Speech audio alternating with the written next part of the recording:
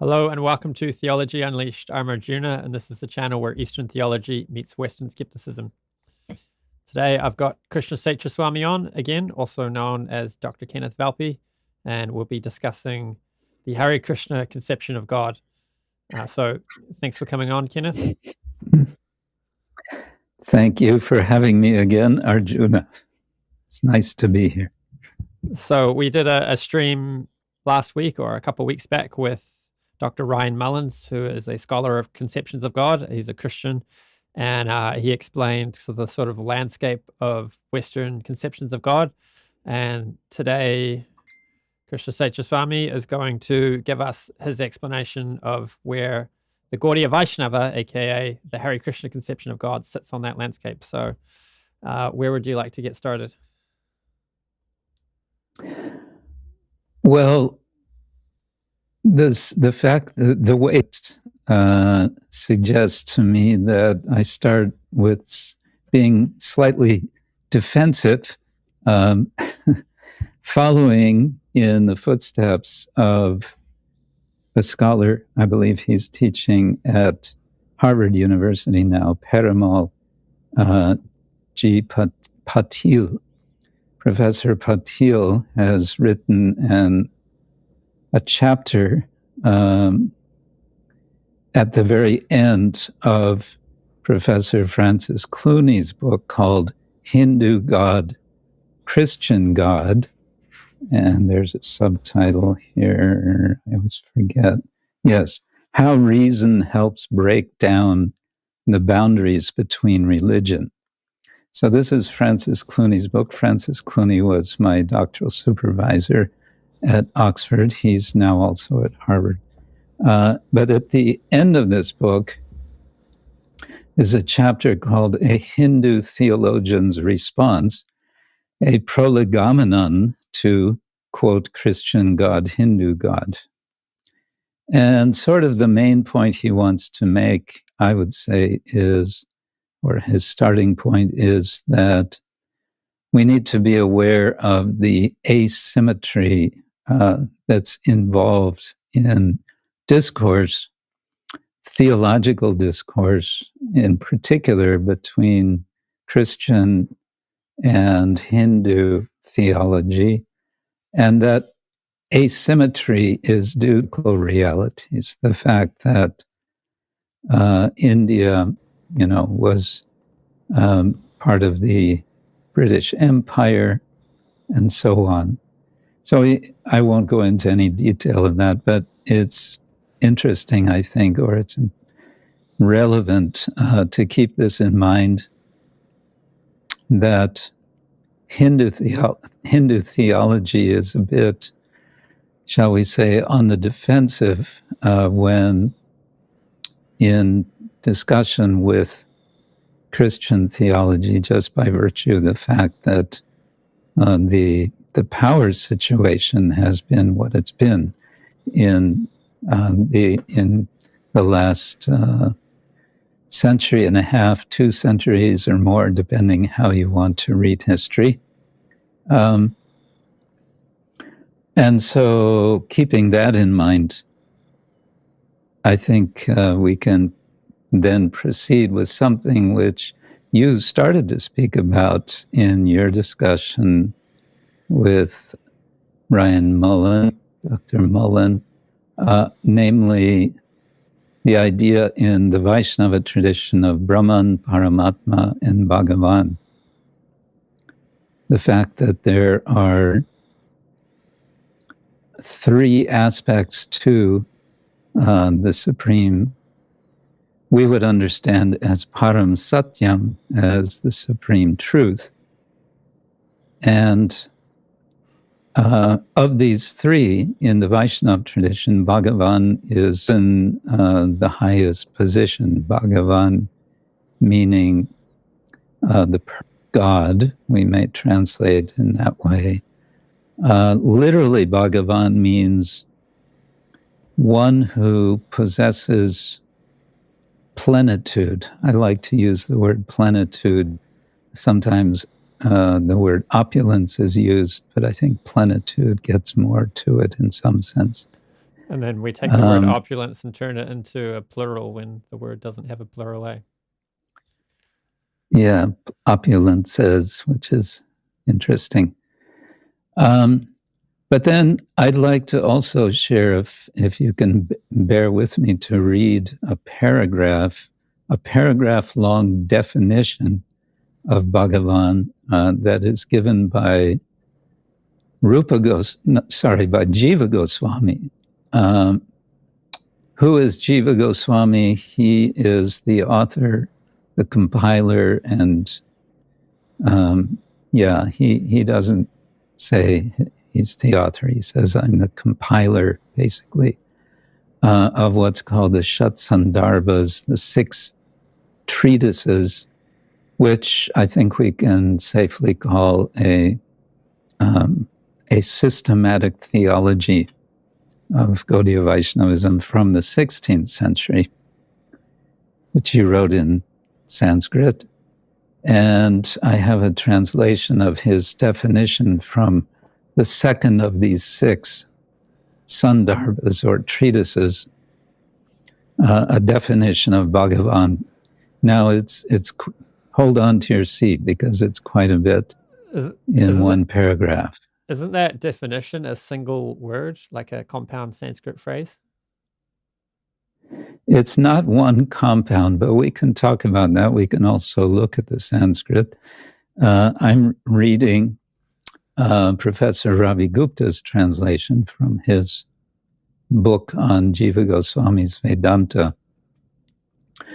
It goes like this: He who is the very form of existence, consciousness, and bliss, who possesses inconceivable, multifarious, and unlimited energies that are of his own nature, who is the ocean of unlimited, mutually contradictory qualities, such that in him both the attribute and the possessor of attributes, the lack of differences and varieties of differences, formlessness and form, pervasiveness and centrality, madhyamatva, all are true. That's just the first third. Whose beautiful form is distinct from both gross and subtle entities, self-luminous, and consisting entirely of his own nature, who has unlimited such forms that are manifested by his chief form, called Bhagavan, whose left side is beautified by Lakshmi, the manifestation of his personal energy, suitable to his own form, who resides in his own abode along with his associates, who are furnished with a formal manifestation of his own splendor, who astonishes the hosts of Atma Ramas, those who take pleasure in the self, by his wonderful qualities, pastimes, etc., which are characterized by the play of his personal energy, whose own generic brilliance is manifested in the form of the reality of Brahman, who is the sole shelter and life of his marginal energy, called the living entities, jivas, whose mere reflected energy are the modes of nature, gunas, visible in the unlimited phenomenal world. He is Bhagavan. So that's a definition, we may say. It's covering a lot of ground. And it's saying a lot about relationships. We may say it's emphasizing relationship, it's emphasizing form, that the Supreme Being has form, albeit not material form, but spiritual form. And he has associates. He also, and I found this particularly striking that he includes this in his definition of Bhagavan, he has a feminine counterpart, Lakshmi. He names as Lakshmi, and of course, if we speak about Bhagavan, if we speak about Krishna as being Bhagavan, we may get to that later, then we don't speak of Lakshmi so much as we speak of Radha.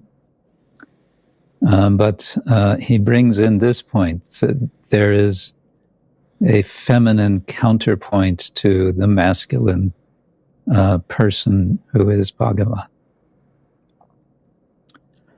So that may be a starting point. Now, how to fit this, into concept of God from a Christian perspective, I'm not sure I'm able to do that. So it seems to me that what the Christians discuss when they debate conceptions of God it's like they come at it from a completely different angle, and they don't really touch on the subjects which are the main focus of Gaudiya Vaishnavas. Yes, one thing that came to my mind about Christian concepts of God, it seems like the starting point is to highlight difference from human beings, whereas human beings are limited as they are, and fallible as they are, and so on. God is not limited, not fallible, so he is not limited in knowledge, not limited in power, and so on. So he is omniscient, he is omnipresent, and I think the word immutable is used, which is interesting, and then impassibility is used. But then, then there's further discussion about the problems that may be there from those classical descriptions. But from a starting point, it seems, my impression is, maybe there's some history to this, that the theologians of Christian tradition were looking to see what is different from the human being, from beings of this world. Difference is also an essential aspect of understanding of God in Vaishnava traditions, and that's elaborated extensively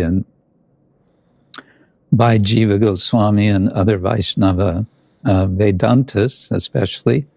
But there's also sameness. There's also non-difference. And so within the first of Jiva Goswami's treatises, the Tattva Sandarbha, he has one section in which he specifically points this out, that one way of understanding God is to look at what are the qualities or what are the features, what specific aspects of individual personhood are there to be considered. And I don't know if you like, I probably shouldn't do so much reading, but I do have a passage here on this point. Characteristics of the soul. This is a discussion, this comes within a famous discussion in Vedanta, a particular statement in one of the Upanishads, the Chandogya Upanishad, Tat Tvam Asi which is typically translated that, tat, tvam, you, asi, are. And so the non-dualists, the Advaita Vadins, those who have the doctrine, the Vada of non-dualism, absolute non-dualism, will argue that this statement makes it clear that the self, the Atma, that's us, are non-different or are exactly the same, are not, there's no difference. There is identity between the self and Brahman, Atman and Brahman. But this is what Jiva Goswami says. The Jiva is designated Tvam, you, in the statement Tat Tvam Asi, you are that. If one first understands that, quote unquote, you is conscious and eternal, then one can easily understand how the Supreme Brahman, Tat, has a similar nature. The Vedanta Sutra, it quotes 1.3.20, states, one contemplates the jiva, that is the self. There's Atma and there's jiva, kind of more or less interchangeable terms. One contemplates the jiva in order to know the other, the Supreme, unquote. And then he goes on, in accordance with this reasoning, a certain sage named Pipalayana Yogendra establishes this point by describing the jiva as having the same nature as Tat, when he says to a certain king, King Nimi, and this is from Bhagavata Purana, the Srimad Bhagavatam, quote, the soul was never born and will never die, nor does it grow or decay. It is actually the knower of the youth, middle age, and death of the material body. It can thus be understood to be pure consciousness, existing everywhere at all times and never being destroyed. Just as the life air within the body, although one, becomes many in contact with the various material senses, so the soul appears to assume various material designations in contact with its material bodies. So that, the way that's told, it's emphasizing the non-difference between Bhagavan and the individual self. And however, there's a lot more discussion, main discussion, we can say, in his treatises is about difference, the difference between ourselves and the Lord.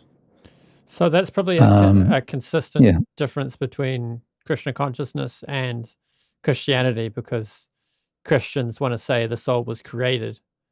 And a lot of Christians also think a soul can be depraved eternally. So this is, if a soul can be eternally damned, if it's can be unsalvageable, then the soul's not divine. Not intrinsically, divinity is something that is bestowed upon the soul, but not there naturally. Whereas on Gaudiya Vaishnavism and many other Indian traditions, the soul is divine by its very nature. And if you remove all the material coverings, then you've got something divine there. I don't think you find that in the Abrahamic traditions.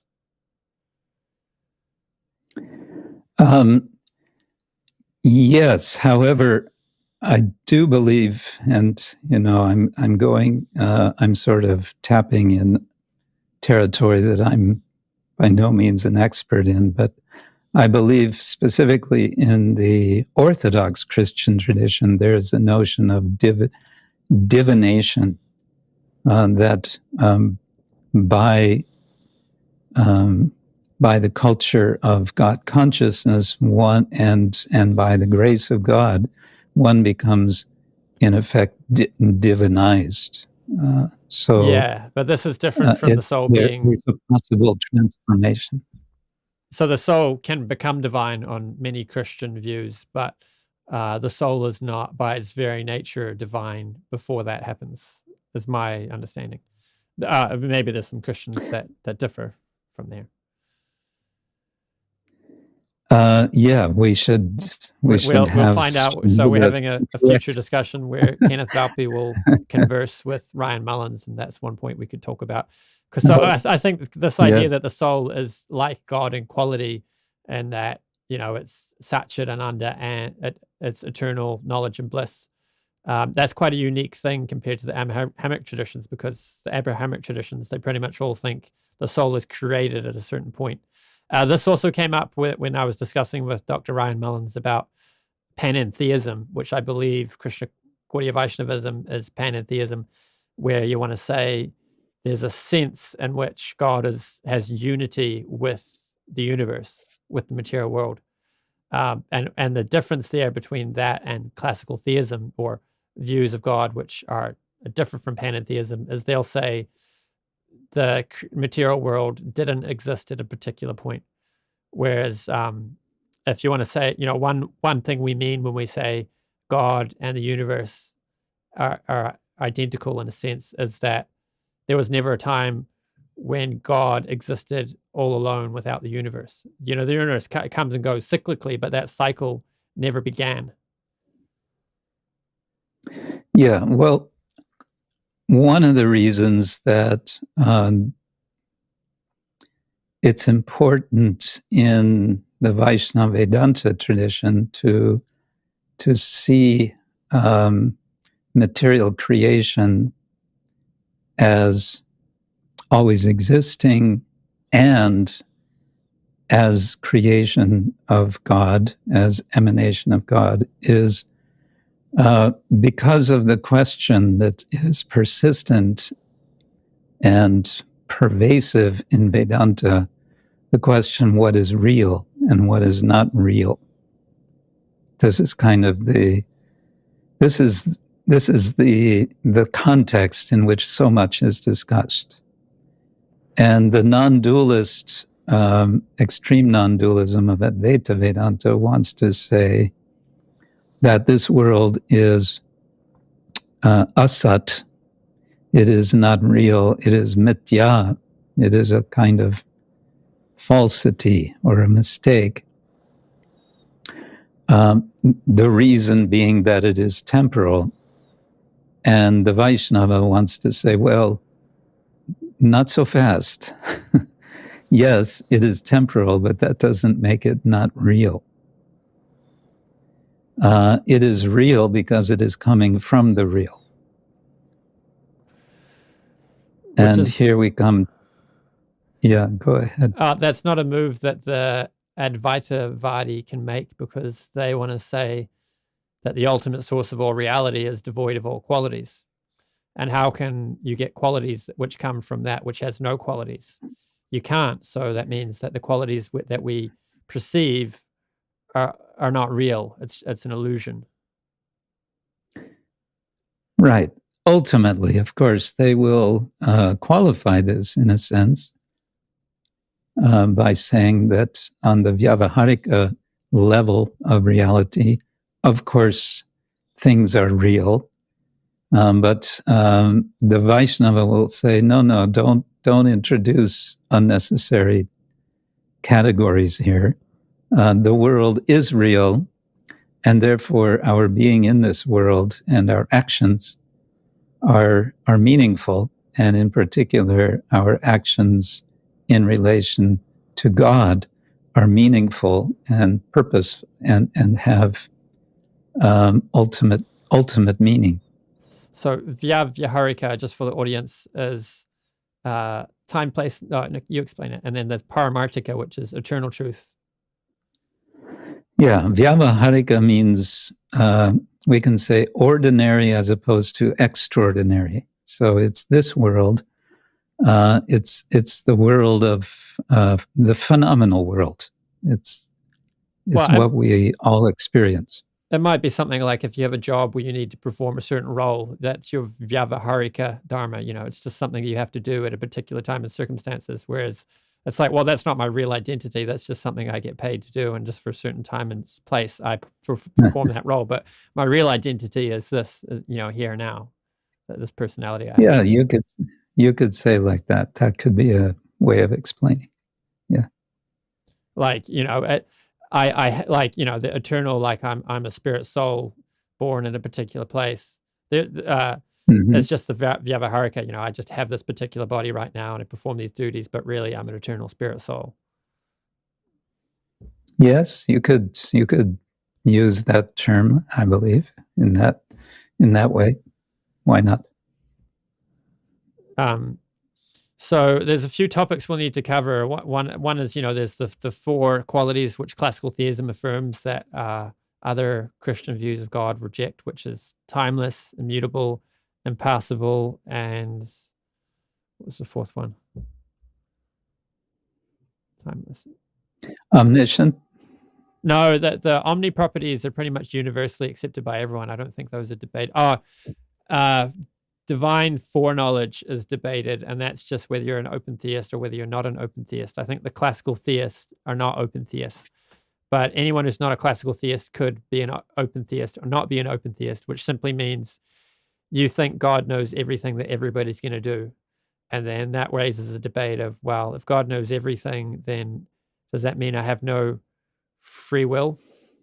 Does that mean I'm determined by God's foreknowledge to act in the way that he knows I'm going to act? Maybe we could, since we're discussing this one, so would you say that Krishna knows everything anyone's ever going to do, all their choices they're ever going to make? He knows, and he gives us complete freedom, both. This is the both and, I think, of the Vaishnava tradition, where again, in this definition of Bhagavan, contradictory qualities or features can coexist. How they coexist, we may not comprehend, but it's understood that they do. And what's more, maybe this is getting ahead too early, but it's understood that this Supreme Being, acting through his energies, through his powers, again, he has unlimited energies, acting for purposes of expanding the sum total of divine bliss, we can put it like that.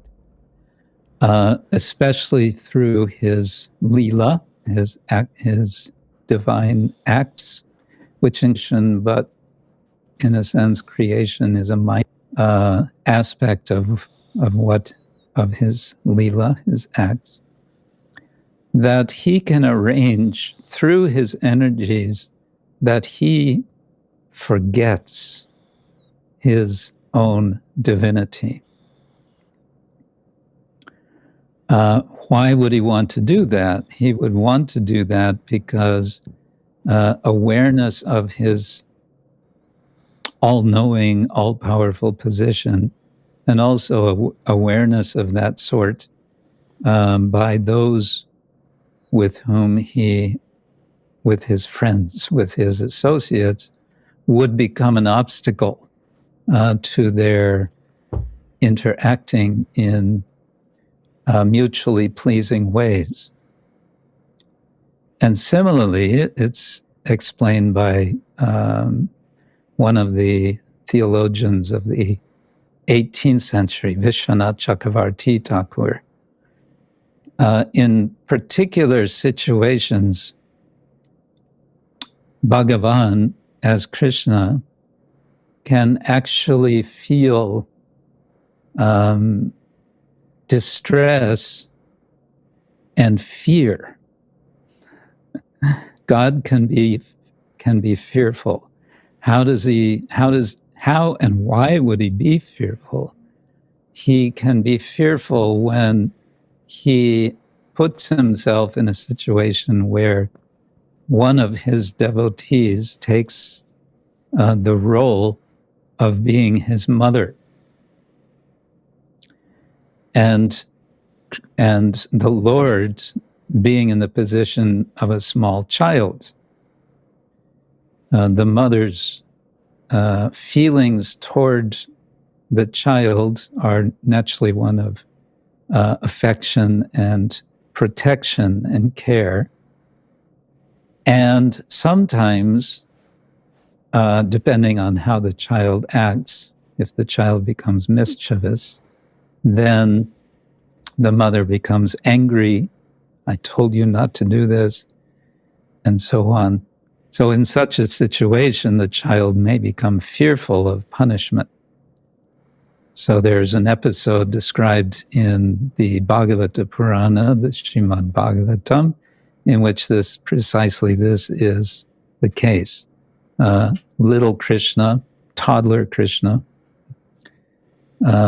becomes a thief, and he causes quite some mischief by stealing, so to say, in quotation marks, stealing butter and similar dairy products, which his mother, Yashoda, has worked very hard to prepare for him. Now he's stealing and distributing to monkeys. She becomes angry. Krishna becomes fearful. And at this point, Vishwanath Chakravarti explains that indeed Krishna is fearful, even though he is the source of fear. He is the cause of fear of all beings, being the supreme powerful being. He turns around and becomes fearful. And why does he do that? He does that for the purpose of exchange of devotional relationship with his bhakta, with his devotee. So I don't know, I probably took us way off track here. There's 2 points there. One is a big focus for Gaudiya Vaishnavas in are understanding the theology and arguing for it within the Indian context, within the Hindu context, is God is the most opulent. Bhagavan, God has, what was the word you used? Plenitude. So plenitude, yeah. There's an argument from an ontological argument from Saint Anselm, which goes, God is that which no greater can be imagined. So the classical theists get annoyed if you use the word being, because God isn't a being. He's the ultimate ground of all being, which is not himself a being. But anyway, so Jiva Goswami, my understanding is he gave a similar argument that God is, whatever is the greatest conception that we can find, that will be the closest to God. So, so we look in the Vedic context, where if we want to think that the Vedas have a complete explanation of the spiritual reality, whoever's got the most opulence, the most plenitude, is going to be the supreme personality of Godhead. And then he gives an argument for how Krishna possesses all good qualities to the highest degree. And you just mentioned there a story where Krishna displayed loving pastimes with his mother, intimate personal relations, and that's an opulence. The loving relationship between a mother and a child is considered one of the highest things in the world. Everyone can appreciate it. The other point that's tied into what you said, I think slipped my mind. What was it? How we got onto that was God having divine foreknowledge. Does God know everything that's going to happen, or does he know everything that is happening right now? And my understanding of the Vaishnava conception is that God is, in some sense, compartmentalized. So he has expansions. And the way I explain it, you can tell me what you think about this, is that God, whatever we can do in different moments, God can do simultaneously. So, Prabhupada gave the example of the court judge who was exhibiting one personality and then goes home and exhibits a different personality. Once there was a really big prime minister who someone was waiting a few hours, and eventually they looked through the keyhole and saw that his son was riding him around the room like a horsey. And this is the idea that we have different personalities, but God can have a different form to exhibit a different personality, and he can do so simultaneously while he's exhibiting a different personality, but we can't change forms so easily, and we can't do them simultaneously. So similarly, it's hard. Adding to that, so tying it back into the foreknowledge thing, God can have an aspect of himself which knows everything, while also have an aspect of himself which is covered over by the yoga maya potency, by the spiritual energy, and it facilitates divine pastimes where he can forget he's God and be frightened of his mother and be surprised by his lover and be surprised by his friends who he's wrestling with and so on. Yeah. Another way this is put in the tradition is there are two principles. One is tattva and the other is rasa. So tattva refers to ontology. What is the actual nature of Bhagavan? And rasa is about relationship and specifically emotion. This is a term that the second term, rasa, is drawn from. It's been developed also, especially in the 16th century, by the uncle of Jiva Goswami, Rupa Goswami. But it's drawn from, or it's identified typically with the aesthetic traditions of Indian poetry and drama, where it's understood what is language about. One of the fundamental functions of language is to evoke emotions, and that becomes developed to an extreme degree in the Gaudiya Vaishnava tradition as a means by which to understand this principle called bhakti, which is about the means, the process, of developing, practicing relatedness with the Supreme Person, with Bhagavan. So I always lose my own train of thought. Yeah. So rasa and tattva, we may need to explain a little bit. These two principles are there, and you spoke of compartments. So in one sense, this is another way of understanding compartments. You spoke of this, the simultaneity of different forms, different expansions of Bhagavan. Another way of understanding is in terms of these two approaches to, we may say, param satyam, supreme truth. So again, it seems like here what we're discussing is largely completely missed by the contemporary discussion in Western philosophy and Western theism. And we're just like on a completely different tangent from what they focus on. Of course, we would tell ourselves, or the tradition might tell us, that what they have is maybe, I trust you to say this in a more respectful fashion, but we might want to say that it's like a kindergarten understanding, like, God is great. He's impassible. He's immutable. God can't be beat. He's the greatest. And then what we have is more detail into that. Well, what does it mean for God to be great? Well, actually, it means he's the best flute player. He's the most beautiful. He has blue skin. He sports in Vrindavan with the cowherd boys. He sports with the gopis in Vrindavan. He wrestles with the cowherd boys. He's scared of his mother. Yeah, as you said, maybe I would be more polite. Not just more polite, but I think we need to give more credit to Abrahamic traditions, particularly in their more mystical side.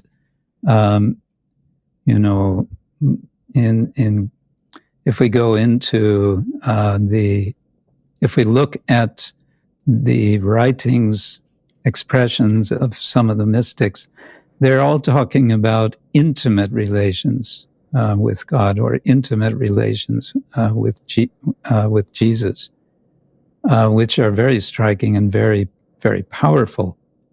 But it seems, broadly speaking, those more esoteric sides of Abrahamic traditions are lesser known to people in the West, as well as people in India.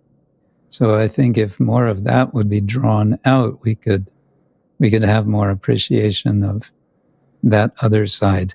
If we take, for example, from the Islamic tradition, there's kind of the exoteric Islam, which we associate very much with law, with Sharia, and so on. But there's also an esoteric tradition, which, broadly speaking, goes under the label Sufism. And within that Sufi, there are many sub-traditions. And there's, quite some amazing literature that comes out of that. And some of it we find in India. And then there's some cross-fertilization that goes on. Some scholars speak about this cross-fertilization with the Bhakti traditions of the Vaishnavas and others of so-called Hindu traditions. So yeah, I like to be a little cautious. So I was talking about what you find in the academic context of philosophy of religion and so on. But I like your point about the mysticism. I did a fair bit of research on the Emia Slavi, which is in the Eastern Orthodox Russian Church, and also involved in part of Greece, but mostly Russian, I think, where there was a big controversy and so on. And the name worshippers, the Emia Slavi means the name worshippers in Russian, they were considered heterodox and heavily persecuted. But in reading some of these writings and some of the realization of the name name worshipper is the invective, because worship somehow isn't a nice term, but the name glorifiers is what they call themselves. A little inside information. So to be technically accurate, the name glorifiers, reading their realizations, you could be reading Bhaktivedanta Thakur and you'd get the same mood. I was very impressed by, they're far more advanced than me in their relishing of the holy name of God. And in the Caitanya Vaishnava tradition, developing a taste for the holy name is the ultimate goal. Yeah, so there you go. You are making the point. But this is something different from what we're talking about when we say a conception of God, because somebody can have a mystical realization and a mystical experience, but it's another thing to have an explicit doctrine which is handed down through disciplic succession, which gives a comprehensive understanding of God. Yeah. Now, at this point, it might be helpful because you bring back this word conception of God. If I could share something on the screen. Yeah. This is in the introduction. There should be a button down the bottom somewhere, add source or something. Well, I see lots of buttons, but none of them are labeled. If you hover your mouse over them, it should say something. It might look like a computer screen or monitor. Okay, I'll try that.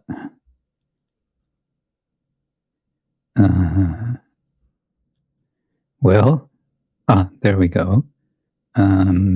Starting to go. Let's see, screen 1, screen 2. Oh, it's going to give me a whole screen. It's not going to give me a specific. All right. Anyway, we can work with the screen, I guess. Yeah, I'll work with the screen then. Screen 2, share. Okay, now I'll expand this. Well,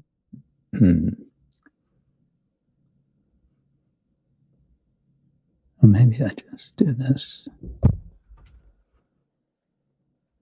Whoa, what happened? There it is. There we go. How's that? I think it's coming. I can see it there. I'm just waiting for it to Do you load see into it the yet? streaming software. Oh, yeah, there it is.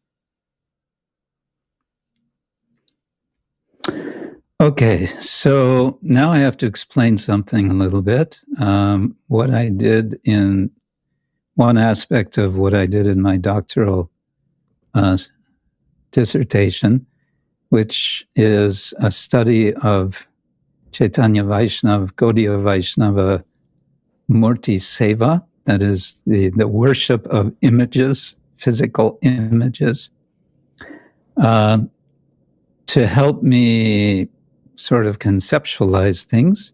I took help from a project that took place in the beginning of this millennium, or toward the end of the last, beginning of this millennium, at Boston University. It was called the Comparative Religious Ideas Project, that was headed by Robert Cummings Neville and several colleagues, about 20 colleagues.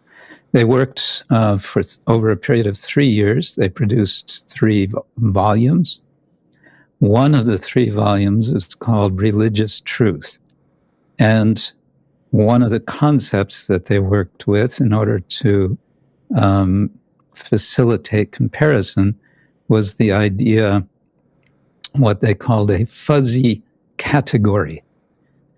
And so they had 3 fuzzy categories, one of which was religious truth.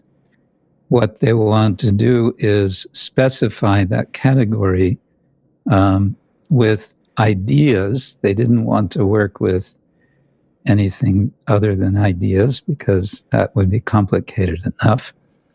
In my work, I went beyond ideas to practices and images. They took six different traditions: Christian, Buddhist, Islam, Judaism, Chinese religion. They took as a group, and so on, and tried to, in a sense, plug these in to the broad notion religious truth. But they also analyzed this notion religious truth as having 3 different aspects. Namely, first of all, as an epistemological problem in which they highlighted what they mean by offering the opposite, namely the opposite of truth, they said, is error in this case. And let's see if I can slide this down. Go slowly.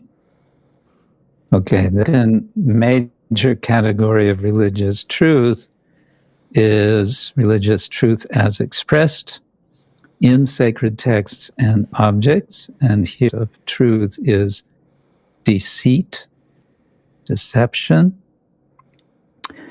And then they had a 3rd category of religious truth as cultivation and embodiment, which is failure, truth versus failure.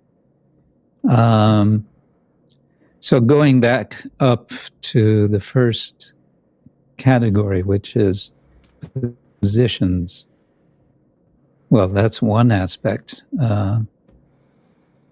So you see at the meat of this first, well, let me get to the work down. I'm using Vedantic terminology here with these terms. I don't know if you see my point. I think you can see my point. Yeah. So it's prameya, pramana, and prama, having to do with epistemology, where the prameya is the object of knowledge, right knowledge. Then pramana, the means by which one gets right knowledge, and prama is the result of that practice. It's the knowledge itself. And all of this, I wanted to highlight, goes into spectrum regard to prameya, or objects of right knowledge. It can go from the static to the dynamic, which I spelled wrong here. Static to dynamic reference or object of knowledge. And so what we get on the static side is, and now we come to, I think, classical understanding of God as being unchanging.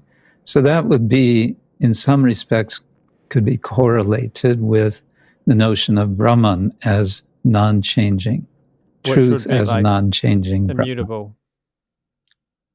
Maybe impossible. Possibly, yes, immutability. Yeah.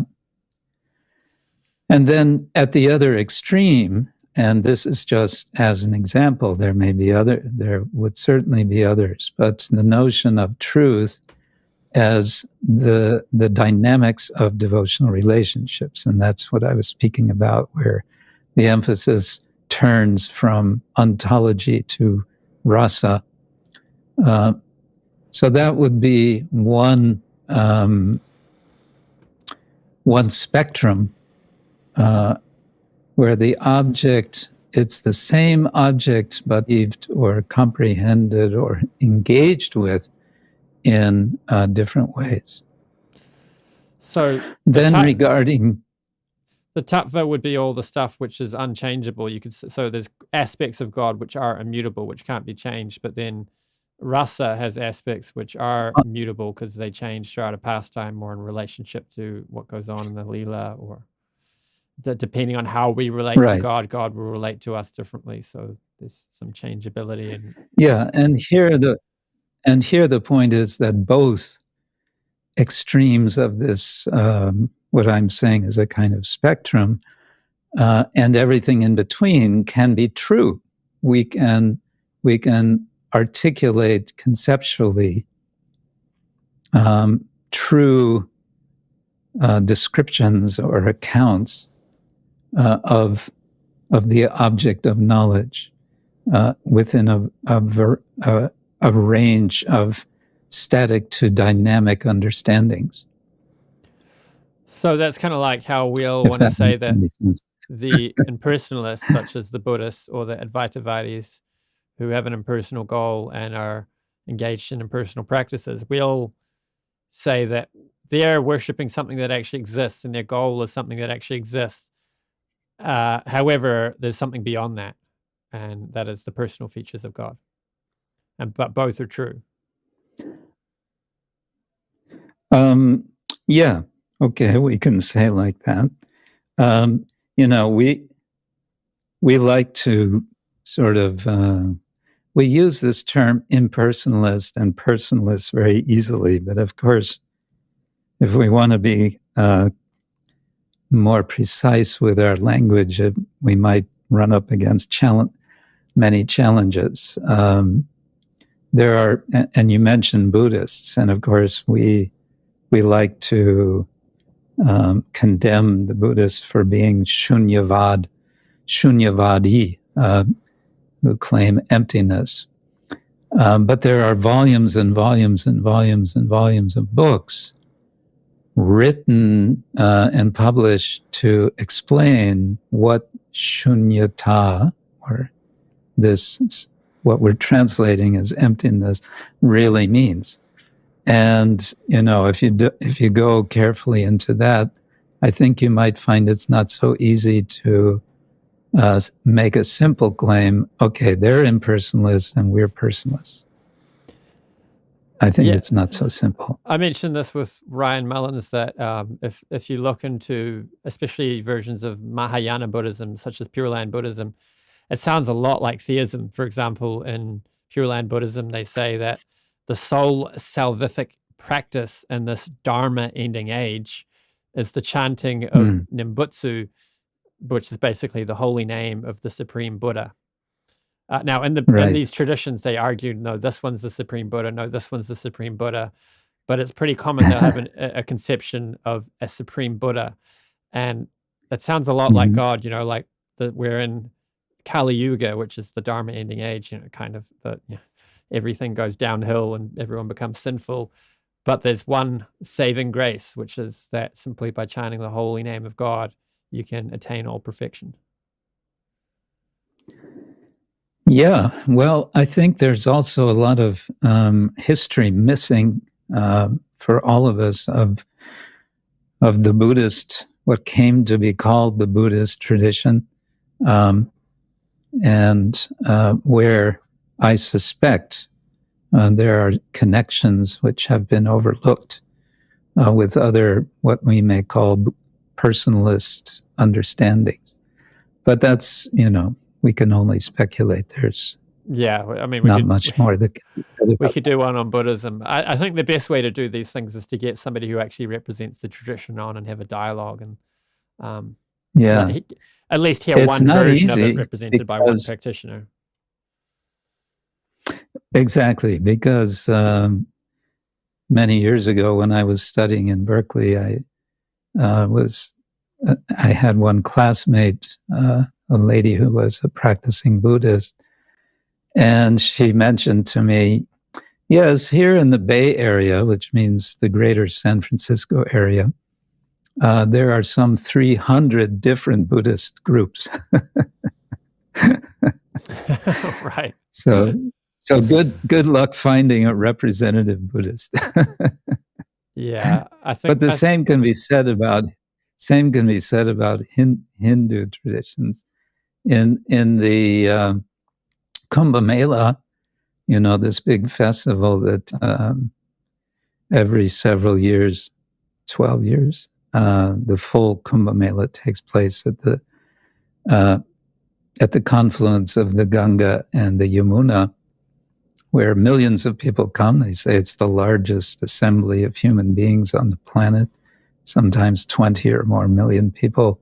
There will be also groups, religious groups represented.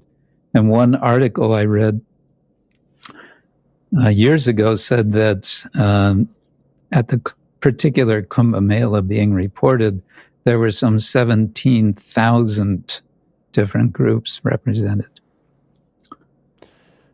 Well, that's one of the Talk beauties about pluralism of India too, is that you have all this diversity, and at least historically, everyone was accepted and respected and allowed to go about their way, provided they weren't hurting anyone else.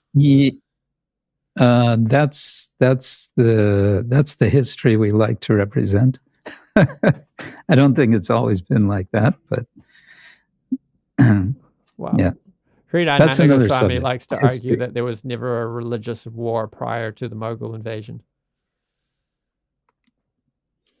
Maybe not a religious war, but there certainly has been some fierce competition that's been sometimes violent, apparently.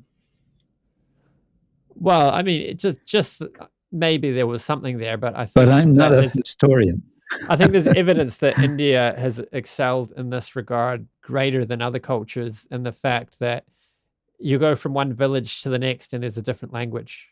So this wouldn't be the case if Indians were going around destroying other cultures to try to swallow them up and just have one culture.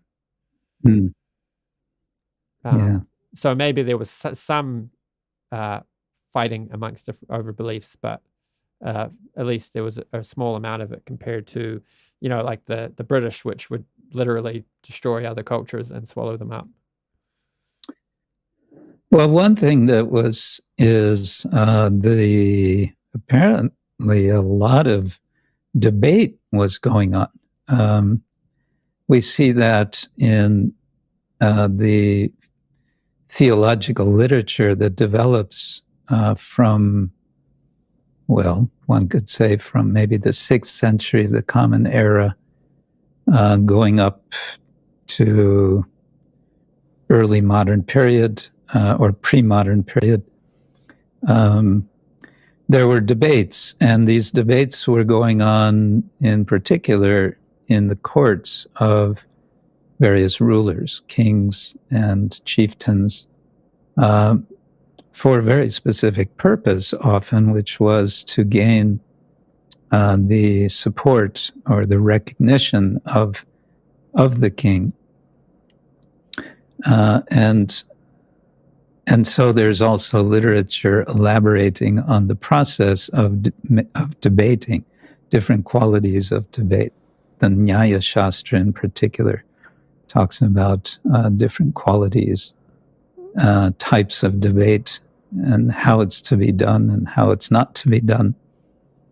So that kind of warring was going on, and of course, that's a much better kind of warring than physical fighting.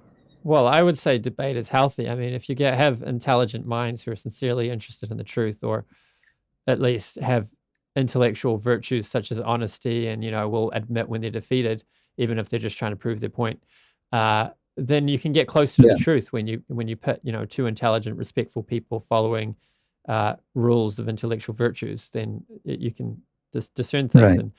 And one nice thing about the Vedic culture is you have the Vedas. You can figure out if you assume that the Vedas have absolute truth in a comprehensive fashion, then you can use hermeneutics and try to figure out what the Vedas are saying, and on that basis you can have arguments and try to adjudicate.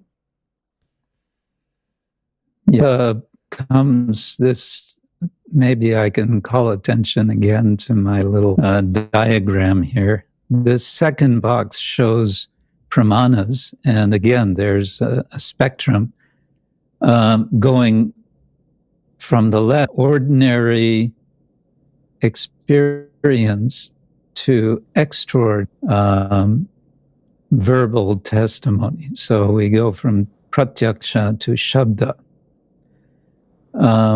And this is a topic which Jiva Goswami also elaborates considerably in the first of his treatises. What he's doing in that, especially in the Tattva Sandarbha, is working out his epistemology. And the conclusion he comes to is quite straightforward and not necessarily appreciable by persons outside the tradition, because what he works out as a process of elimination is that the final authority for him is this particular scripture called the Srimad Bhagavatam, or the Bhagavata Purana. Again, by a process of elimination, he shows what are the weaknesses of sense perception, the weaknesses of anumana,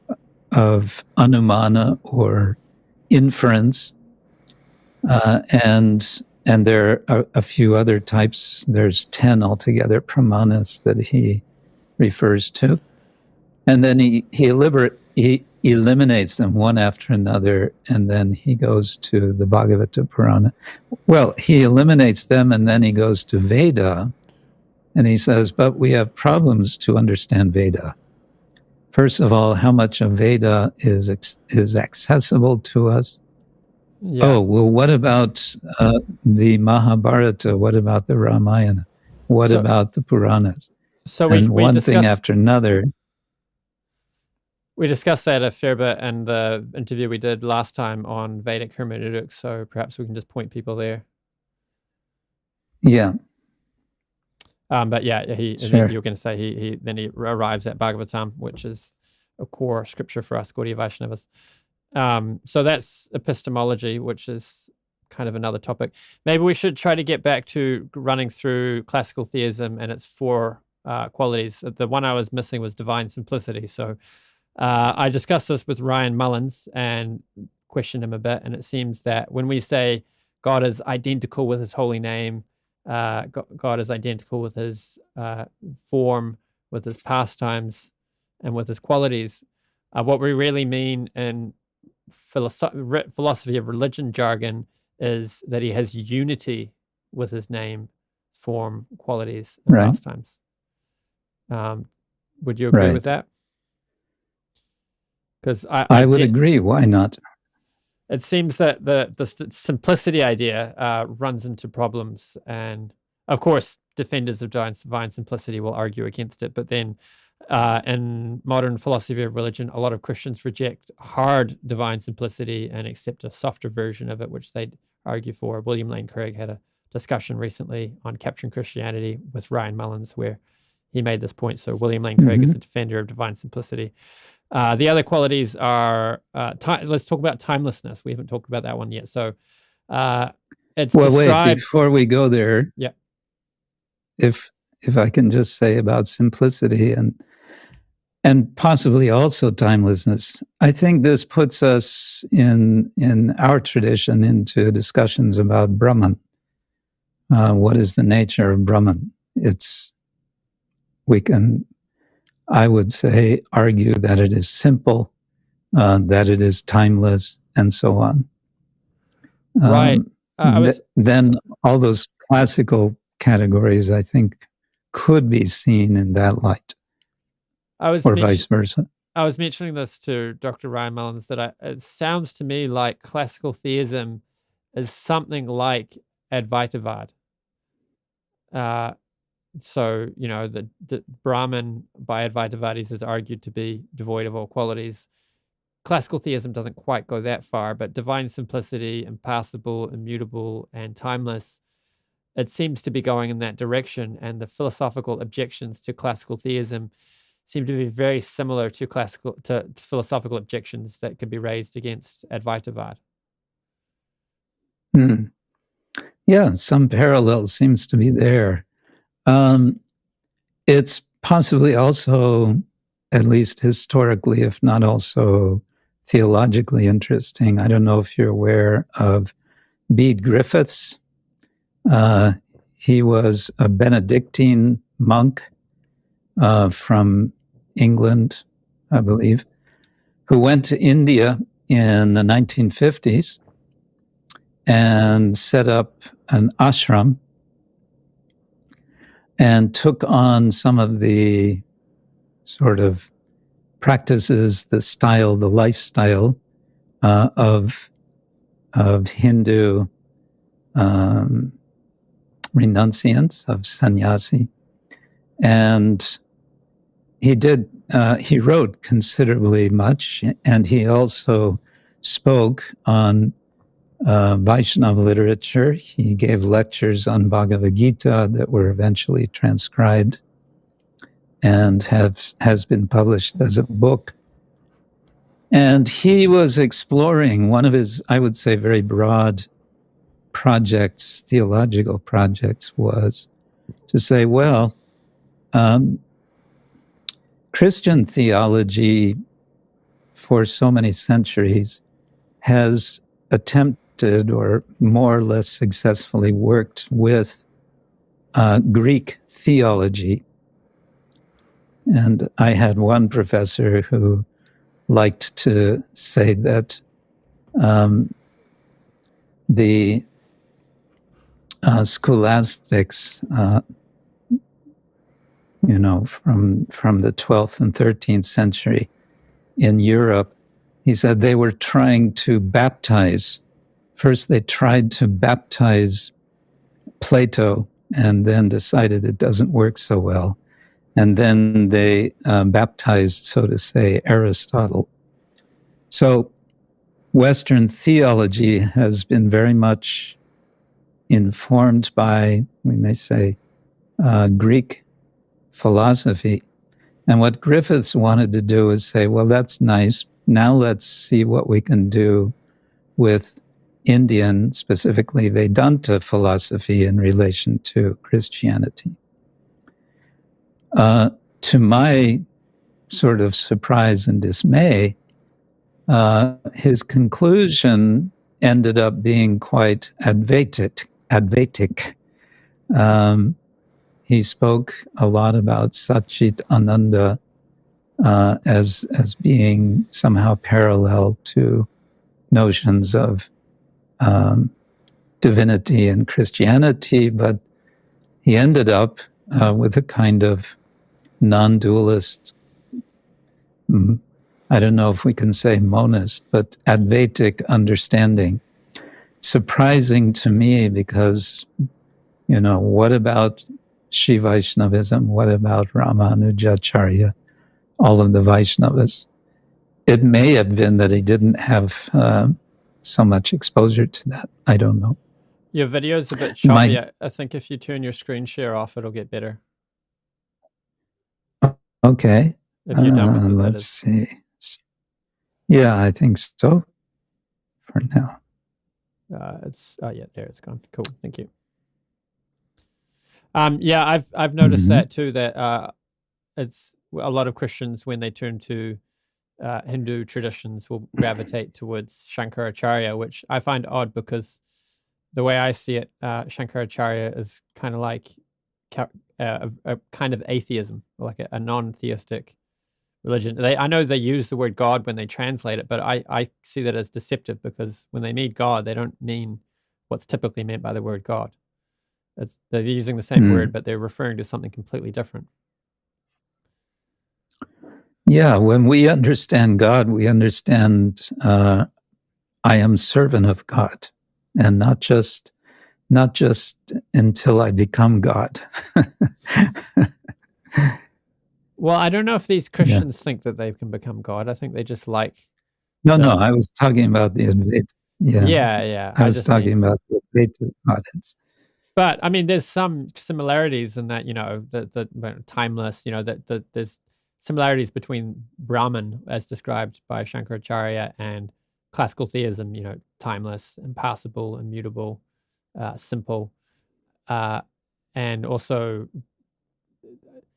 I don't know. You don't find, in the Bible, you do find God talked about as having emotions and, Jesus came as a person and so on. But I don't know if the Father's seen so much as a person. I don't think they think God has a body, like you could shake his hand or give him a hug, or I don't know if they think he has like a morning routine, like, Krishna has like the 8 times of the day. He does different pastimes. I don't know if they think the Father, or wherever they think he resides up in heaven, or maybe he doesn't have a heaven, maybe he's just the ground of all being, which is just kind of like, because if you're going to say he has breakfast and things like that, then you're saying he's a being among beings, and they want to reject this. So the sort of classical theism that says God can't have a form, God can't be anthropomorphic, it's kind of impersonal, and therefore it's in some sense not surprising that they gravitate towards Shankaracharya's philosophy. Yeah, the Vaishnava understanding, you mentioned anthropomorphism, is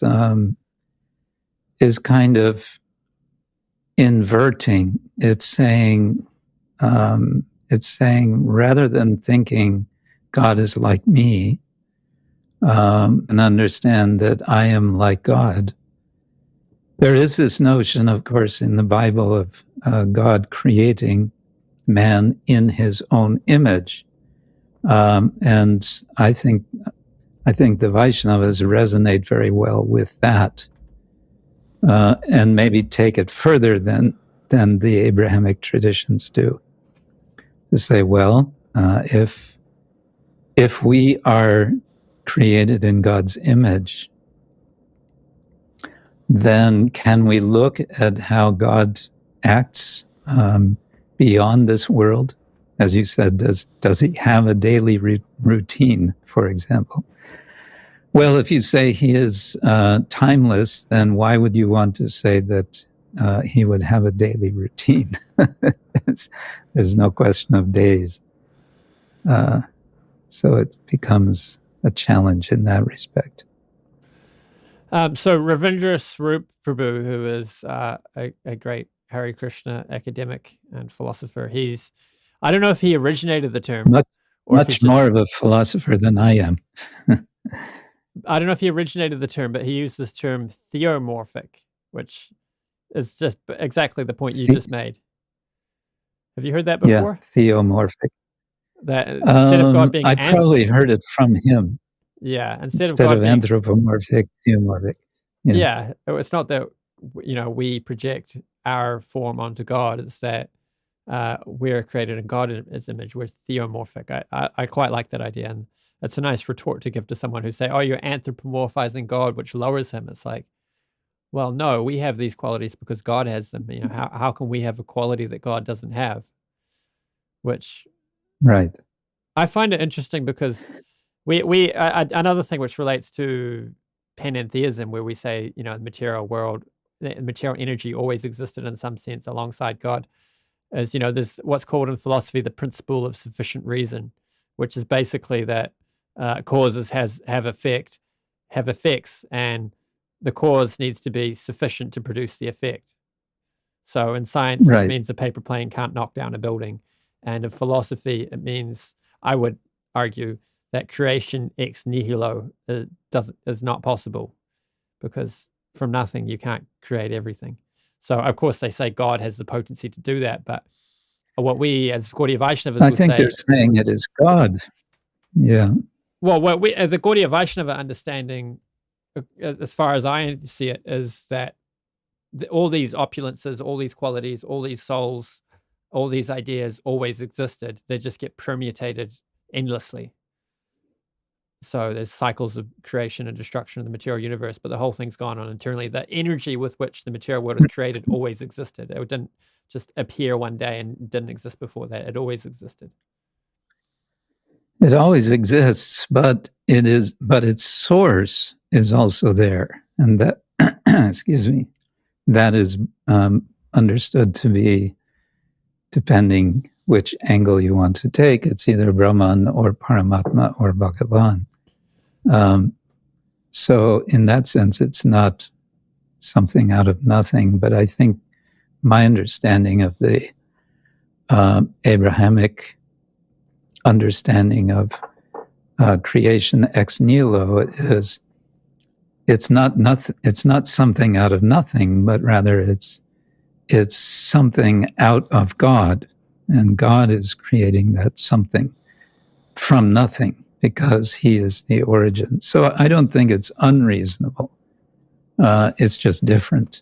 Well, Prabhupada gave this argument that the source needs to have all the qualities of the creation. So God cannot create personalities unless he is a person. I think both sides would agree with that. Well, no, some people think God's not a person. Some people think God's impersonal. Yeah. And we have a technical term for that, Satkaryavada, that the effect is existent in the cause. Right. Yes. Yeah. Yeah. So that would be. They call it, and they shorten things in philosophy because that they use all the time. They call it the PSR. So maybe we could talk about timelessness now. So a lot of Hare Krishna preachers will tell us that in the spiritual world there's no time. There's no time for God. And of course, they'll say we just can't comprehend what that means because we have no experience of it. And then they tell us all the Leela and so on. But I can't make sense of that personally. Maybe you have a different explanation. My understanding is when we say there's no time in the spiritual world, what we mean is time as it's described in Bhagavad Gita, where Krishna says, time I am, the destroyer of all. This force which brings everything to ultimate destruction, where, like Jesus said, store your treasures not on earth where they're prone to dust and rust, but in heaven where they're safe. Does he use the word rust? Anyway, sure. Rust. Okay. I'm going to look it up. One possibly interesting point is that one of the words for time, main word for time in Sanskrit is kala. And kala has a sense of pushing, impelling, driving, and specifically driving to destruction. So when we say that in we sometimes make that distinction. There's the temporal world and there's the non-temporal realm. God prevails, or God exists in the non-temporal realm. And what would be understood there, I would say, is that there can be sequentiality. There's probably other technical terms that I don't know. There can be changing seasons. Chronological series. Yeah, chronology, you can say. There can be seasons. There can be rising sun and moon.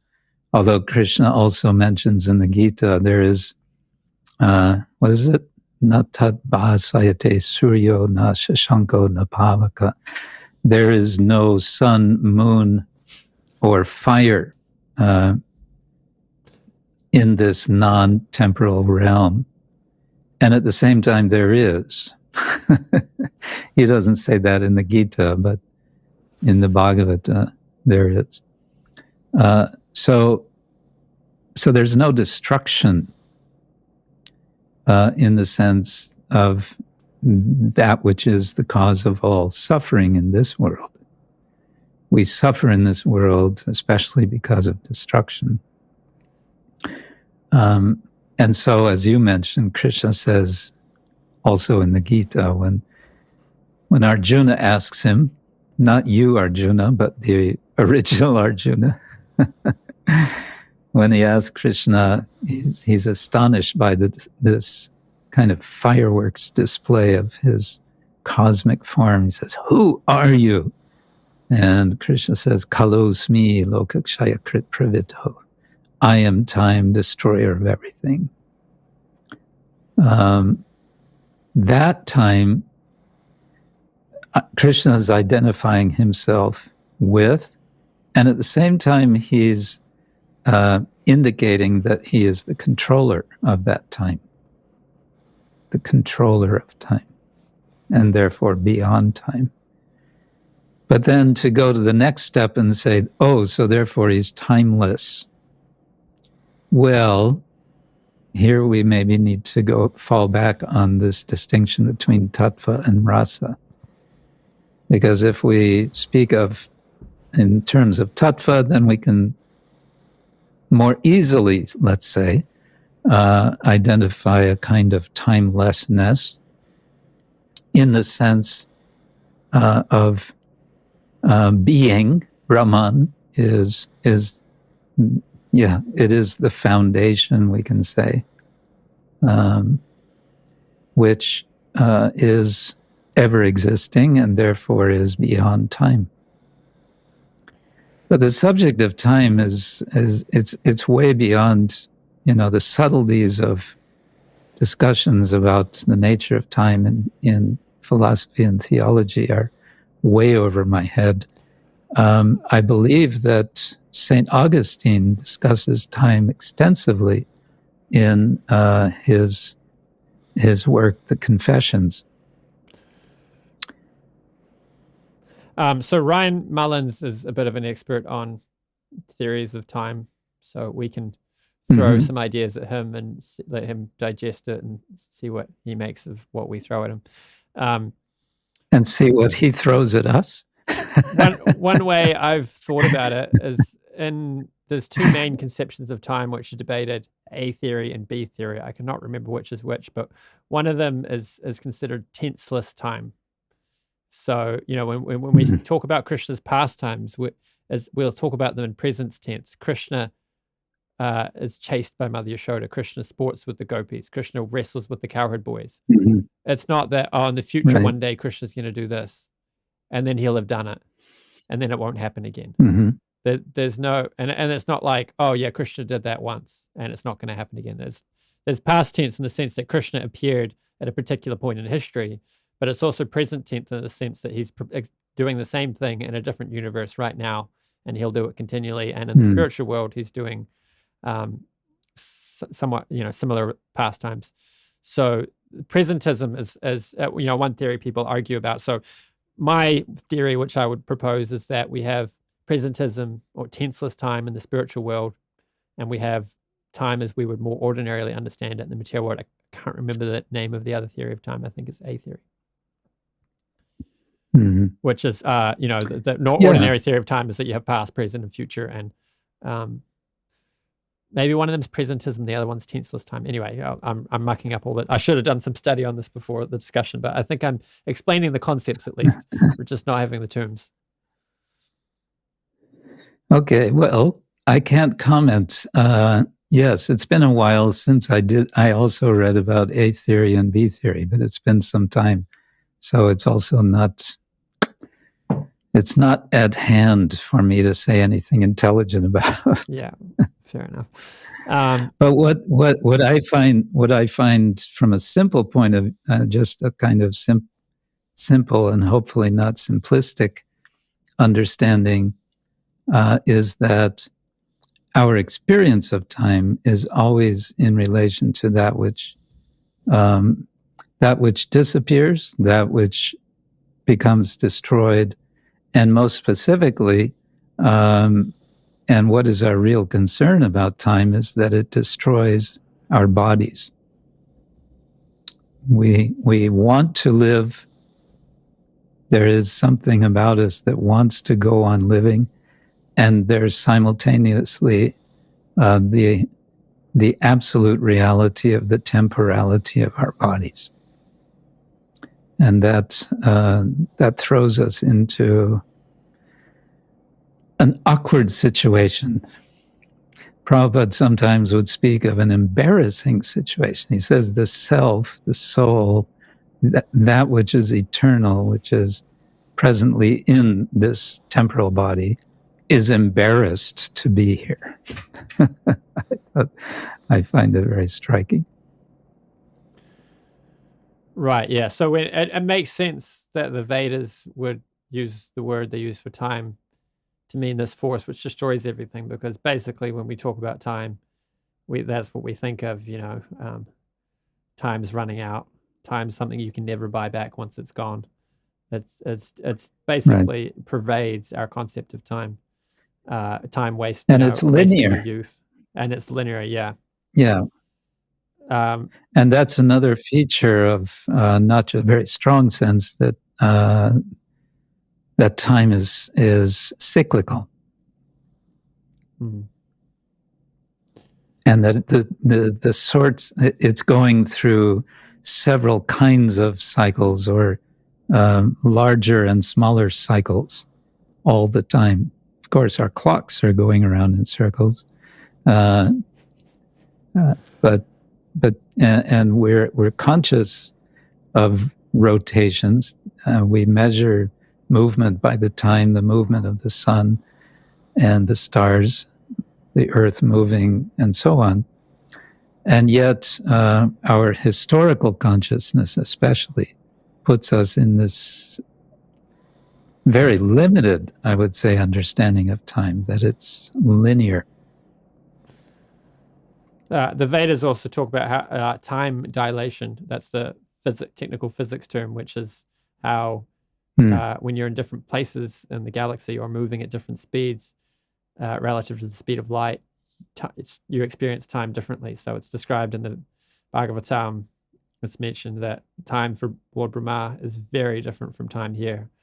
Just a few moments for him is 1 year down here. Right. But so I've mentioned this to Dr. Ryan Millins, and he said, so you're not saying that time doesn't exist for God in the spiritual world. What you're saying is what time is doing is something different from what it's doing here. That would be a way of putting it. Okay, yeah, sounds good. So time is doing something different from what it does here. It's time in the spiritual world. We like to speak of. We use this term spiritual world. Paravyoma would be a technical term. Vaikuntha, we sometimes use that term. It's what is time doing is it's expanding ananda. Ananda means something like bliss, spiritual joy, and it's understood anandam buddhivardhanam, that bliss is ever expanding. So when we think of something expanding, we think of, we may say, a sequence of time. So, all right, that's there. And how is it functioning there? It's functioning to expand the ever joyful ananda, joyfulness, the bliss of relating, of interacting with the Supreme Person. What's that verse? I think it's in the Brahma Samhita about how time, the sun by its rising and setting destroys the life of an ordinary person, but for the devotee, it doesn't do that. That's in the Bhagavatam. Right. And since my brain's not working right now, I can't think of the Sanskrit, but yes, it's exactly, that's a nice example. Did I quote it accurately? Udyanastan chayanaso is one of the lines. Uttama shloka vartaya is there. Both by its rising Anyway. and setting, the sun decreases the duration of life of everyone except one who utilizes the time by discussing topics of the all-good personality of Godhead. So, but we don't mean by that you don't grow old if you practice Krishna consciousness. What we mean is you're growing in a way that doesn't grow back. You're growing your bhakti, and that never gets taken away. Exactly. Yeah. You are cultivating your bhakti, which is sometimes compared to a kind of growing plant. The bhakti lata. Lata means a vine, a plant which is usually growing up, perhaps around a tree like that. So the process of engaging in Krishna bhakti is understood as a kind of cultivation, and that cultivation results in a growth, an increasing in the growth of something. And what is that? An increase of bhakti, an increase of devotion, an intensification of devotion. And at some point, I don't know if this is a non sequitur, but with the Gaudiya Vaishnava tradition especially, when we speak about relation with God, we also want to speak about the experience of absence of God. And it turns out this becomes the very center, especially on the side of rasa, of understanding of love of God. There is a sense that God is present, and then there is a sense of his absence. And the sense of absence is often compared with the feeling that a lover has with a beloved who is absent, who has gone off to war, for example. Indeed, Krishna has leelas where he goes off to war. And then the pining, the feeling of hankering for the Lord's return becomes critical, it becomes essential. And I would say it goes into, it spills over, if you like, into understandings of tattva. That to comprehend God, at some point, the position of the devotee is to let go of comprehension, to let go of conceptualization, to say even, and this Srila Prabhupada would say sometimes, he said, for devotees, we don't even care if Krishna is God or not. We just love him. He actually would say like that to emphasize that the conceptual aspect of who is God it goes way into the background. It may disappear altogether. But I think we see that also in other religious traditions. So that point about to various degrees about bhakti, the bhakti light of beach growing, we would extend that to many other religions who have a bhakti element to them, who are developing devotion to God. It's not just Hare Krishnas.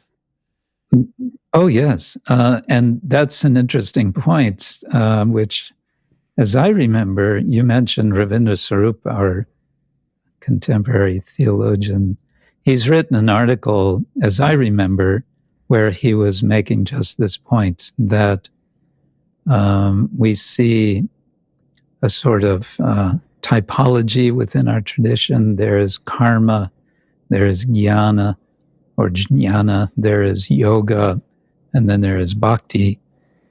And what he's pointing out is that these sorts of approaches to ultimate reality, ultimate truth, we find them across the board. You can make a chart. You can have rows. You can have karma, jnana, yoga, bhakti, or put bhakti on top if you like. And then you could have vertical columns designating different religious traditions, and you could then find specific examples for each of these within their texts or within their practices. So, yeah, that's another way of doing comparison, I suppose. So maybe we can just quickly run through a summary of what we think of classical theism. So divine simplicity, you mentioned these qualities could describe. Oh, I should just make one point about the rasa tattva comparison, because I think that's related to something you discussed just previously. With rasa, we mean relationship, emotion, taste, experience, and so on.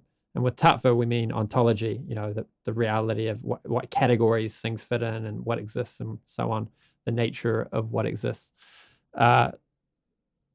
So when we talk about rasa, I would say that would get into religious studies or the practice of theology. Whereas, I'd say it's religious studies talking about rasa. Yeah, philosophy of religion is more focused on tattva, on ontology, what exists, and the logical relationships and so on.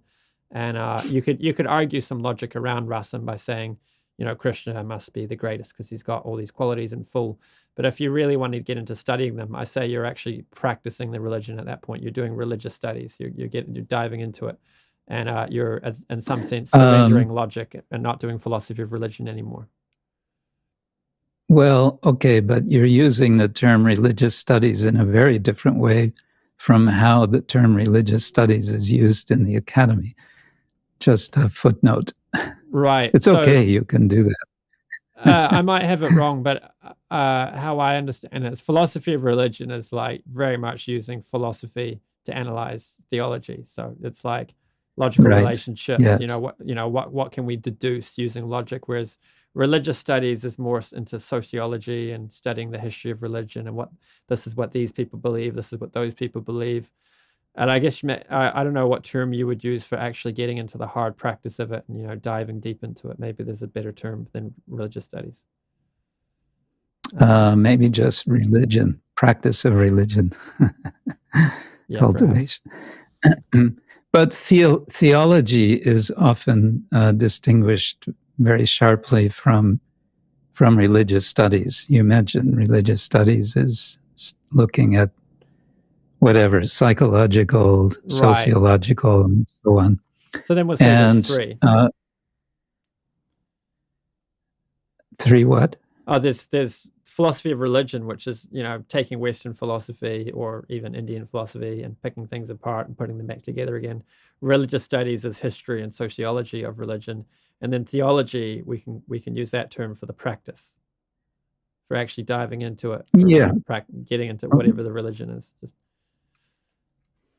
Okay, because theology has many different branches as well. There's systematic theology, there's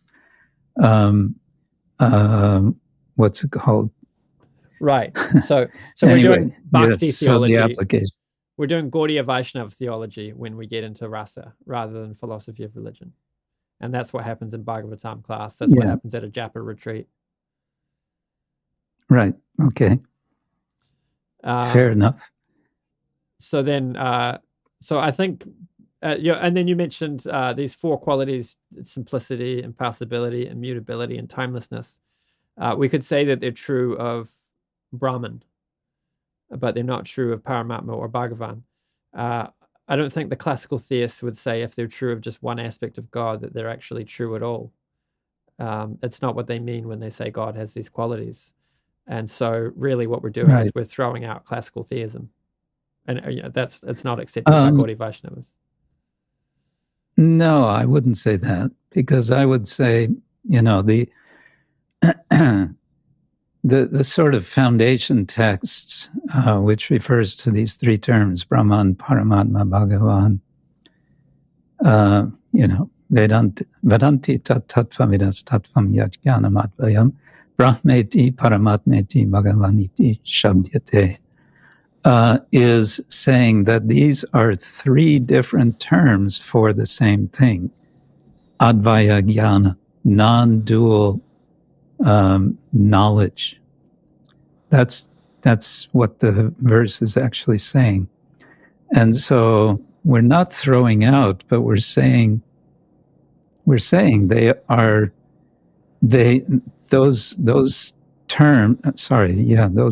that you're using, the classical terms and so on. Yes, they are helpful for understanding certain aspects of God, which we would characterize, the Vaishnavas would characterize as Brahman. And Brahman and Bhagavan is Brahman, and Brahman is Bhagavan. So it's not that it's either or, but it's both and. Well, when you add all the qualities together, I've heard His Grace Ravi Gupta describe this, that this is one thing we do. The Advaitavadis, they want to take everything away and say the ultimate, the absolute truth is devoid of all qualities. But we do the opposite. We layer all the qualities on. And this is how we get Bhagavan. But when you do that, then you can't do something like have an absolute negative, like say God is timeless, or God has no qualities, he only has one quality, or say God is impassible, he doesn't respond to our emotions. Because you might still be able to say that, but you would not finish by saying that. Why? You'd be qualifying it. You'd qualify you'd say he's timeless, and not only that, he also has time. Not only that, yeah. Wow, I mean, that's not really saying he's timeless if we're also saying he has time.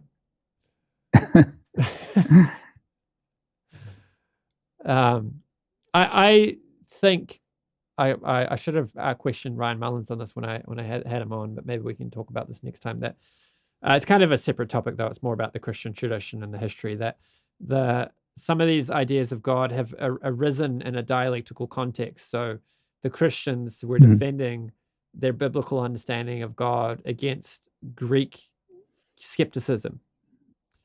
And in order to do that, they adopted certain defenses.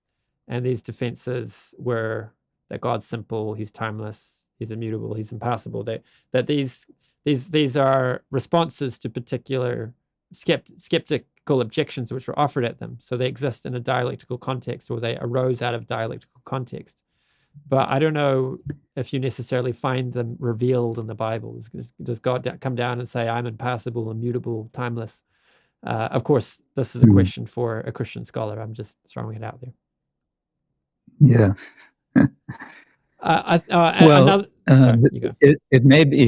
It may also be a little more complicated than that, not just responding to skeptics, but responding to worshipers of what the Abrahamic traditions call pagan gods. Oh, yeah, that's true, yeah. To contrast, to say, you're worshiping this God. Well, our God is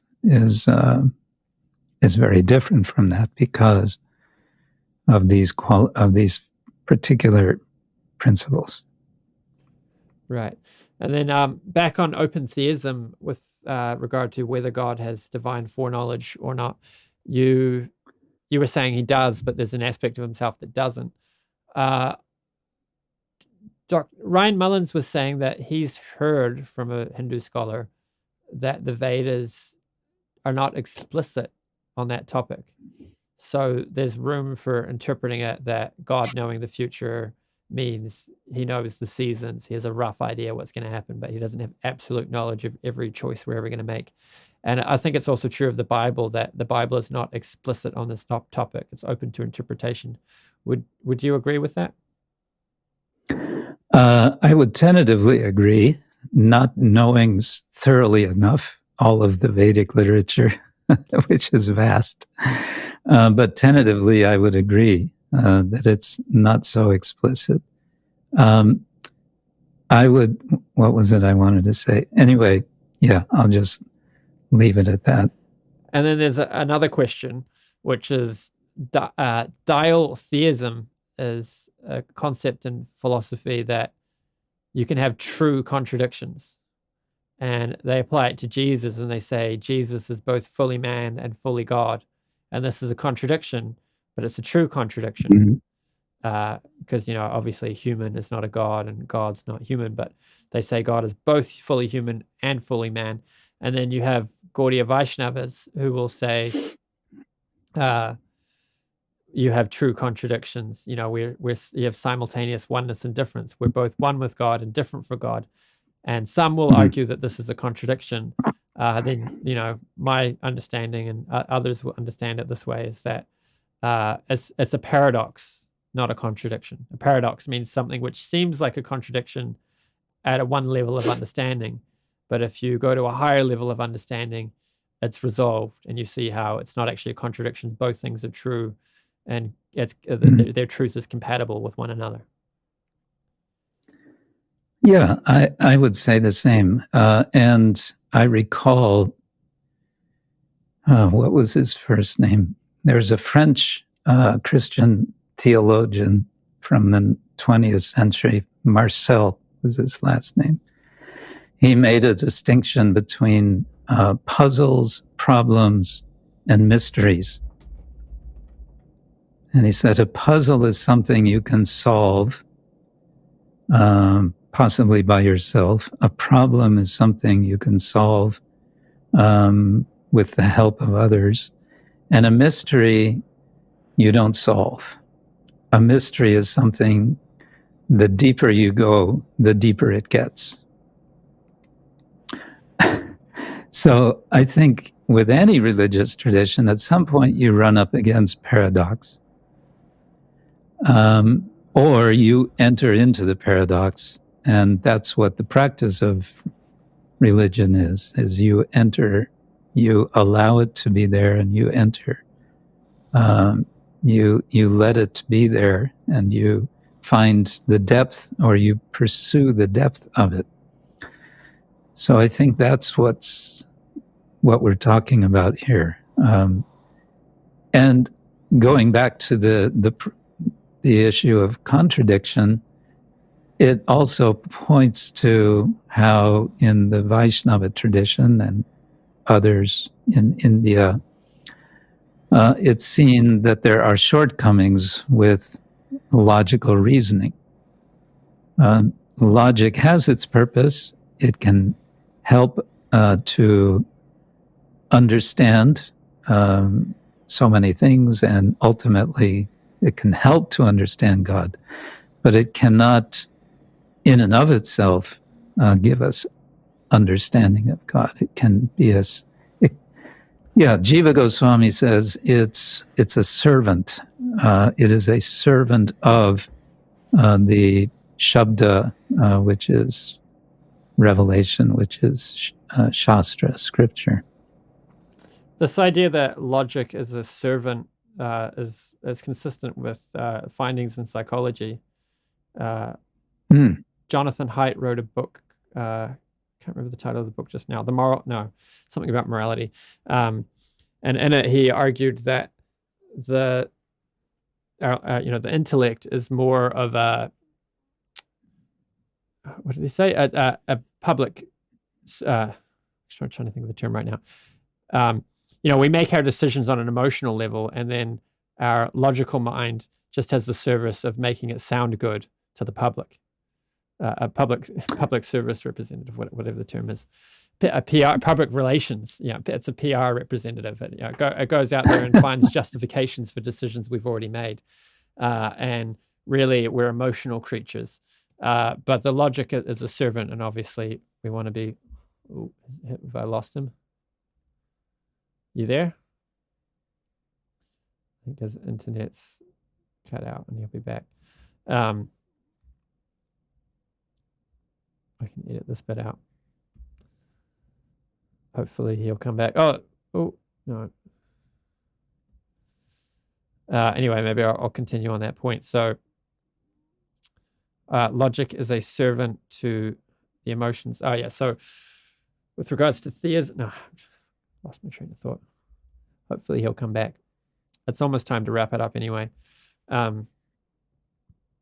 But yeah, we can use our logical mind to try to understand God and get closer to it. But ultimately, I was going to talk about in relation to relationship. So, someone who has autism is extremely hyperlogical, and they struggle in interpersonal relationship. Often these people have trouble in marriages because unless they're married to another person who's also on the autism spectrum, because they're hyperlogical and they don't understand relationships so well. So theism, at least Gaudiya Vaishnavism, holds that the ultimate spiritual goal is a relationship with God. And that being the case, logic falls short. It can help get us there. It's a tool, but it's a servant and not the ultimate method of understanding and relating. Looks like he's popping back in. There you are. Cool. I think your internet cut out. Was it me? I think it was your internet. Sorry. Yeah, I just I'll summarize the point again. I'll probably say it better this time. I can edit out that bit anyway. So people who on the autism spectrum can struggle in relationships because they're hyperlogical, unless they're in a relationship with another autism person, but then they don't have normal relationships. So the ultimate goal in theism, at least in Gaudiya Vaishnavism, is a relationship with God. So if you're hyperlogical about it, if you just do philosophy of religion and never sort of park that and just get into the mysticism, then you're not going to understand the relationship with God. You're not going to be able to go deep into it. So logic is a servant, but it doesn't get us the whole way. Yes. Our Srila Prabhupada used to say that self-realization begins with the tongue. And he was, in effect, paraphrasing a Sanskrit verse, Atash Krishna namadi nabhavekrahyam indriyai sevan mukhe jivado chivado svayameva spuratyada. That Atash Krishna nama adi nabhavet grahyam. One cannot grasp grahyam. God is not graspable by our senses, and included with the senses in this tradition is the mind. The mind is considered a kind of sense, indriya sense. But then the next line seems to contradict the first line. It says, Seva unmukhe hi jivado, beginning with the tongue, which, isn't that a sense? You sense the taste. Well, yes.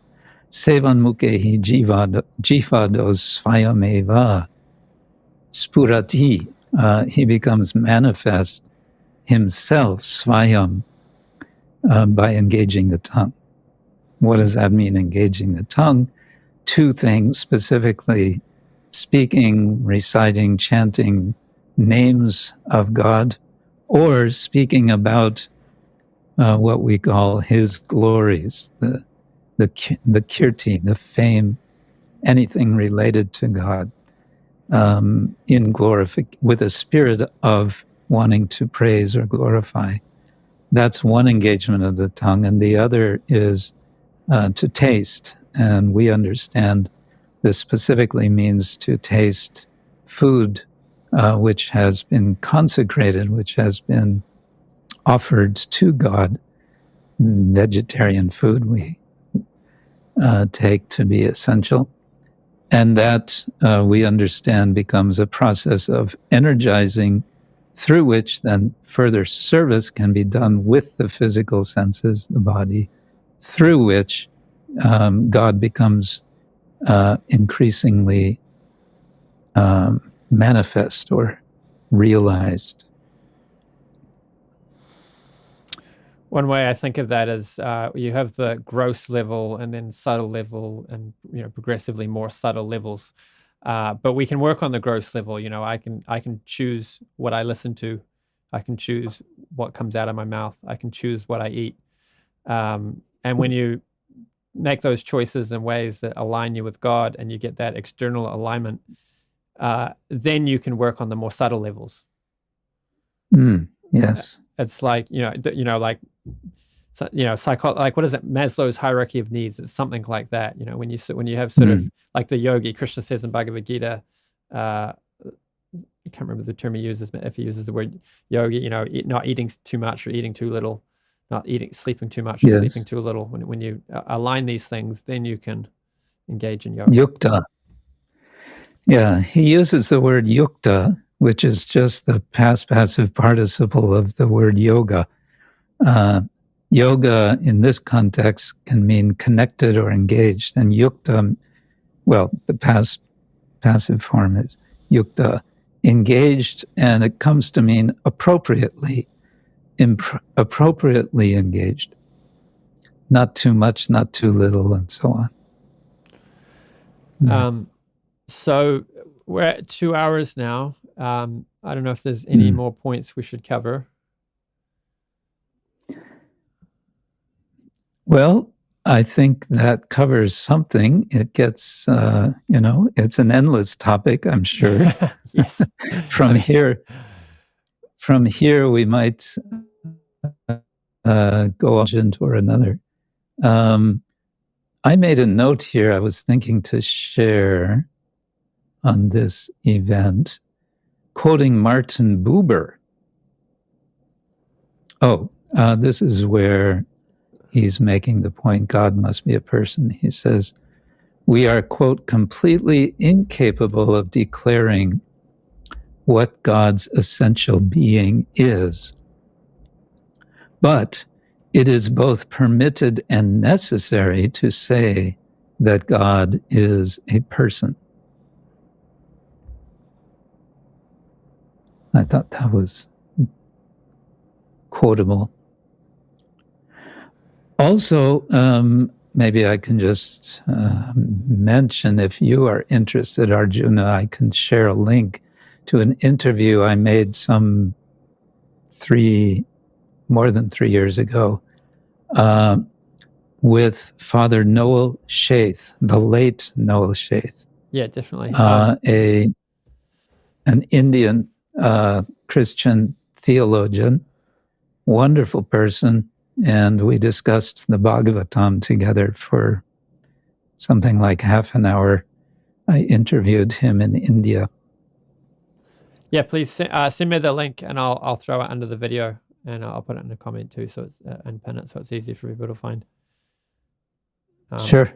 Yeah, I mean, I like your point that this topic's endless. I mean, Christians have been debating this topic for the last 2,000 years, and Vaishnavas have also been debating it. They've been debating it in a different context against different ideas. So to bring the Hare Krishna conception of God into a Western context, there's a lot of work to be done in exploring what it means in that language and what the objections raised in the West would how we'd address those. Yeah, and I do want to mention again and recommend Francis Clooney's book for someone who is very interested. He goes into quite some depth. Hindu God, Christian God, with a subtitle. This has been published by Oxford University Press, and it's it's a very careful analysis of much of what we're talking about here. But he's not discussing the Gaudiya Vaishnava tradition. He's discussing from the Hindu side the Sri Vaishnava tradition. But there's a lot of family resemblance, especially in this sphere. Right, that's with the Gaudiya tradition. I'll have to check that out. I like the story of the German, maybe you know the story better than me, the German scholar who was traveling around India and trying to figure out who's God among all these different personalities. Do you know the story? I don't remember, no. And he was, he saw like this Durga and Shiva and Vishnu and Krishna, and he thought, which one of these is God, And he figured out, he went around and saw each of them was doing something. Each of them, had some task. Kali is being all menacing. Oh, and they each had weapons. Yeah, but then he saw that Krishna just was holding Krishna was just Krishna playing. was not holding any weapons. He was playing a flute. Yeah. And he thought, this one must be God because he's just playing. Like you go around you go to a big factory, a big business office, and you go around and everyone's busily working, and you find one guy's in his office playing mini golf. You know who's in charge. Yeah. Yes. So maybe we can leave it there, or we're going to do a follow-up discussion where Dr. Kenneth Valpey will discuss with Dr. Ryan Millins, and then I've also planned one with Joe Schmid, where me and Joe Schmid are going to discuss whether God plays a flute or not. That's how we're pitching it, but the basic idea is the greatest conception of God is the truest, if God's the greatest being imaginable. And, so I'm going to argue that greater than a God who doesn't play a flute is one who does play a flute. Okay. Of course, you don't, from this argument, you don't get to flute necessarily. God may play a violin or an oboe or something. He could play a violin. Maybe not an oboe, maybe guitar. I don't know. So I used to play oboe, and I'm not God, so that doesn't prove anything. No, I mean, like my wife plays recorder, which sounds a lot like a flute. They're very similar in many ways, but Krishna's going to be a far better flute player. The greatest flute player is going to be of all will be God. There's one language I've heard about a native culture in Africa where the word for God in the language is he who has the most cows. Yes.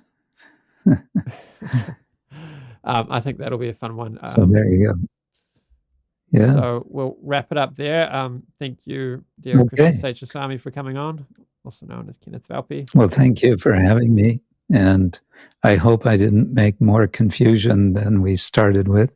It's a fun discussion anyway. Yeah, it's a deep topic, and we could go at great length on it. But I'm looking forward to hearing what Ryan Millins has to say about it. Part of it might be him he might do a sort of steelman of objections to our tradition.